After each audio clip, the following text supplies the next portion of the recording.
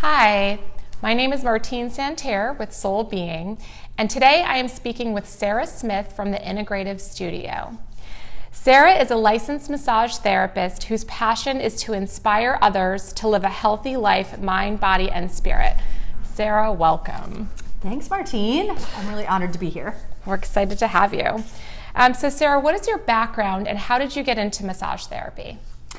So let's see, I've been in the healing arts now for 17 years, and I can't even believe it's been 17 years, but I was attracted to massage therapy actually initially for the lifestyle. Wow, I really wanted to be able to help people have a transformation and be able to travel at the same time. And I loved at that point in time in my life, you know, I was looking for a career change and I really wanted to have sort of the entrepreneurial freedom of, you know, creating a schedule and helping people. Very cool. And so what kind of training did you have to get into massage? I studied at the Boulder College of Massage Therapy. It was a 1,000-hour program. And I just took a year off and dedicated it to volunteering, you know, outside of the school and just really sort of submerging my, you know, self into massage for about a year. Awesome. So Sarah, you've been going through a transition in your practice. Can you tell us about it? Yeah, well, you know, the Integrative Studio is kind of comes from the foundation of bringing lots of healthcare professionals together and really, you know, really supporting a client's well-being from practitioner standpoint. Like I know a client could come in and receive massage and they may not need me for 5 years, but they might need an acupuncturist. They might need an herbalist. So the idea behind and the mission behind the Integrative Studio is really to support people's health as it evolved and in order for them to achieve optimum health. And then it sort of transpired into learning different modalities. Like I started my massage practice really loving shiatsu and sort of the Chinese sort of philosophy around meridian work. And then when I opened my first practice, what showed up on my table really, you know, was like, you know, somebody falling off the roof and saying, hey, can you work on my neck?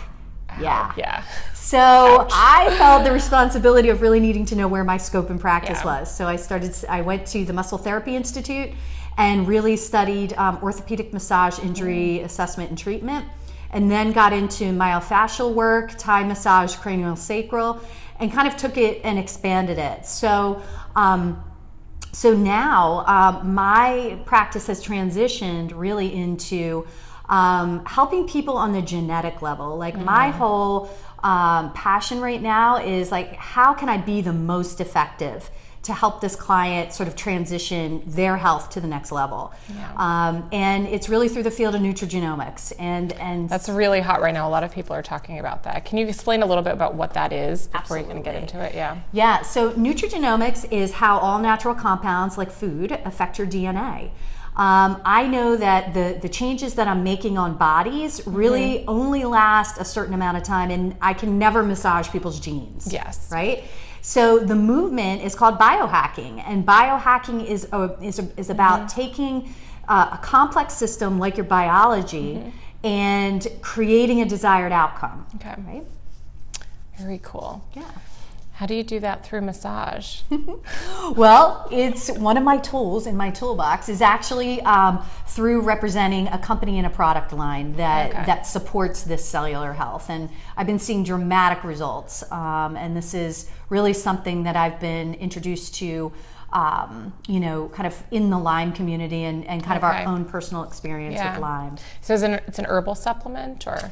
It's actually an activator. Oh, interesting. Okay. It's a category creator that it's a paradigm shift, and I'm going to say this like really slowly so you get this, but this is around activating your own body's way to heal itself versus supplementing. Okay. Yeah. That's a good distinction. So you just mentioned Lyme a moment ago, and you've had some experience with Lyme disease, which is something that is really prevalent here in Maine. A lot of people have been struggling with it.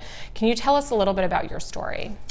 Yeah, let's see, 5 years ago, my husband and I both had Lyme disease, And we're kind of this anomaly of being able to say sort of had Lyme disease, which is really kind of cool. That is that is an anomaly. You're very fortunate. How do you go from having it to having had it? Yeah. Well, we really tapped into the alternative community, the alternative healing arts, to kind of address the core root of the issue.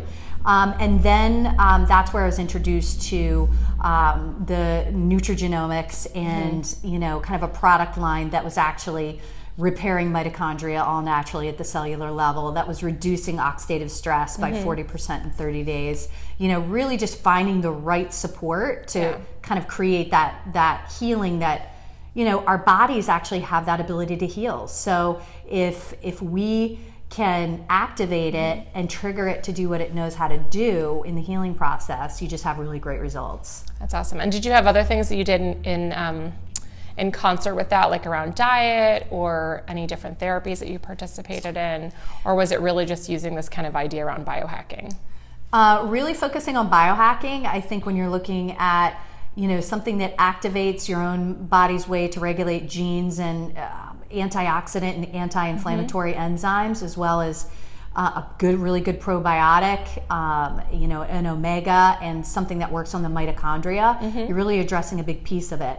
There are different ways that you can address the bacteria with Lyme, and, you know, I'm sure, you know, it's a do-it-yourself disease. Sure. So it's nice to hear that that there is hope for people that are going through that, though. Yeah.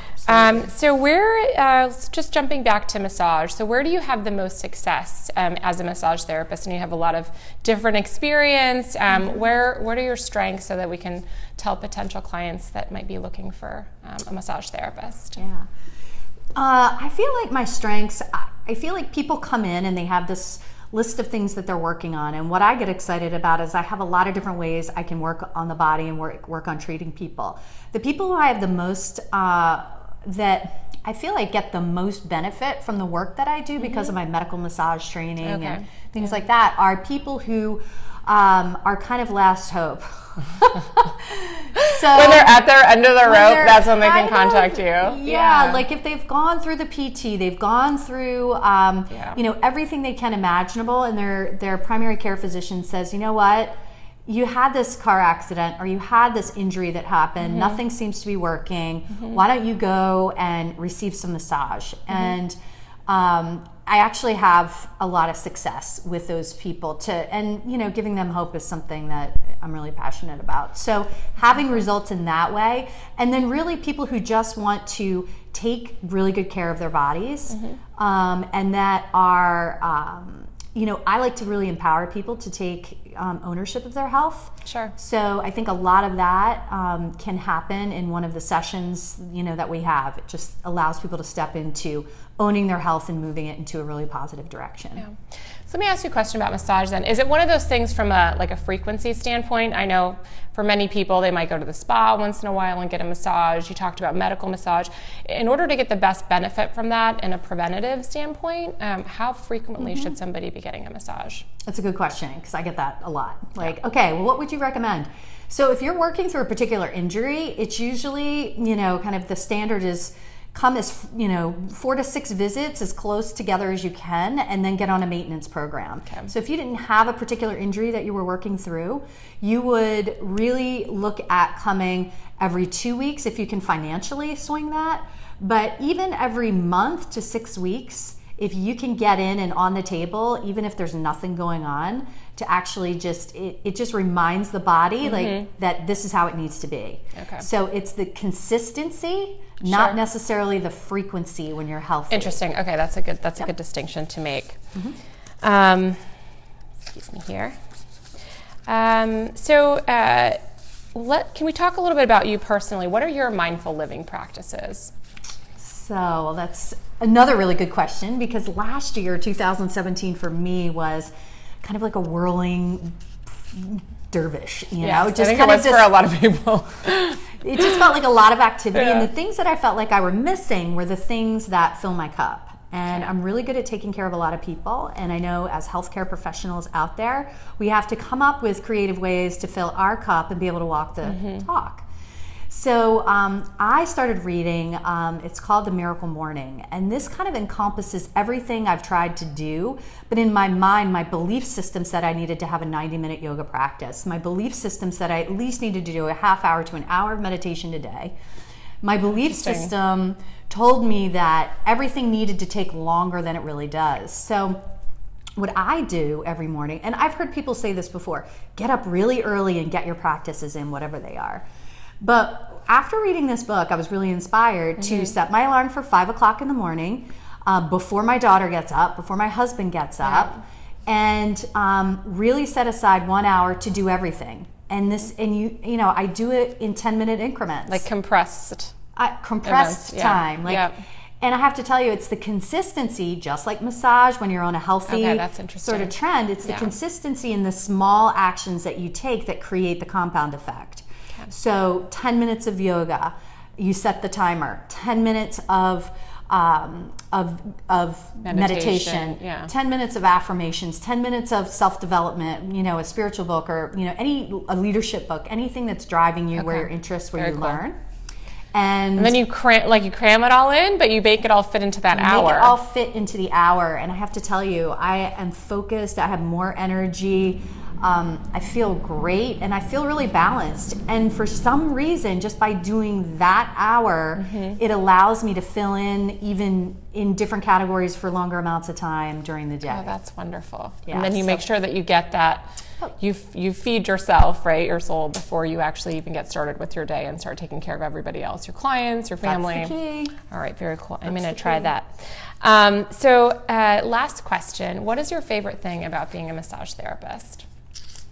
My favorite thing. Well, I have a couple of things.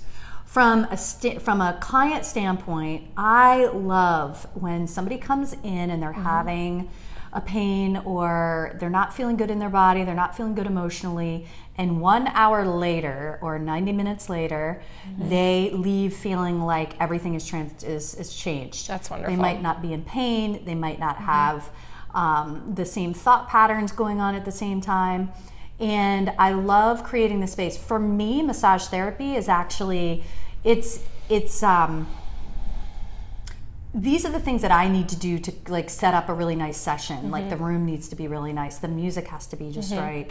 I want the table warm. Like just creating this space where people can come and heal, and just knowing that I'm a medium for it all, awesome. And that I'm here to serve. And that's what I love. I love being that person for awesome. people. Thank you, Sarah, so much. So to get in touch with Sarah, visit us at soulbeing.com. Thanks, and have an amazing day. Thanks, Marteen.